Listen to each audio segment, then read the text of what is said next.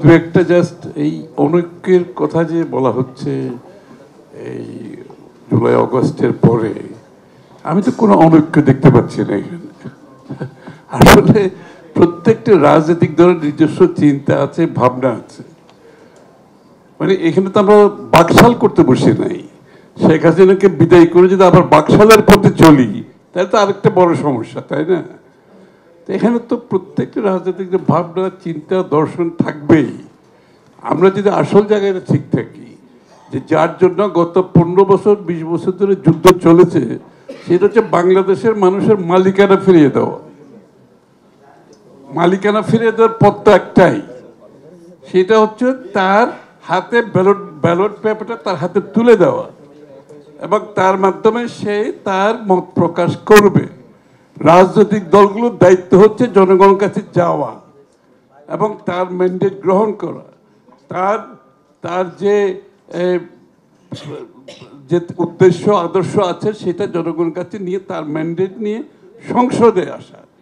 সুতরাং সেই জায়গায় আমরা তো না গিয়ে আমরা খালি অনৈক্যের কথাই বলছি। আমি তো কোনো ঐক্যের একমাত্র পথ হচ্ছে গণতন্ত্র, the democratic process. Democratic process হচ্ছে কারেকশন প্রসেস, ডেমোক্রেটিক প্রসেস হচ্ছে filtration process. There is no other way. আমরা সারাদিন যদি আমরা 20 জন ওয়াইজ ম্যান মনে করি বাংলাদেশের সব সমস্যা আমরা সমাধান করতে বসে গেছি, আই এম সরি, এই দায়িত্ব বাংলাদেশের মানুষ কাউকে দেয় নাই।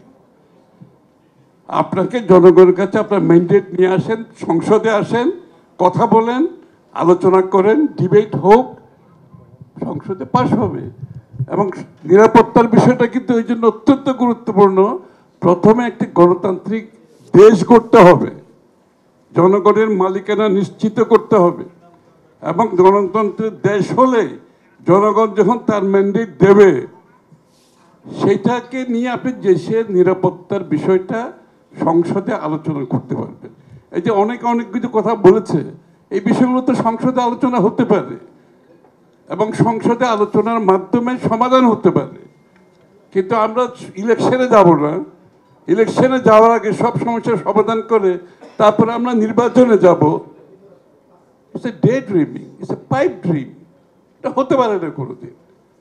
That is all. আমরা ডেমোক্রেটিক অর্ডারে দেশটাকে নিয়ে আসি এবং সকলের মতামত থাকবে যে বিগত দিনে এটা না থাকার কারণেই তো যে দেশটা আজকে এখানে আসছে, তাই না? সুতরাং আমরা প্রথমে সেদিকে যাই।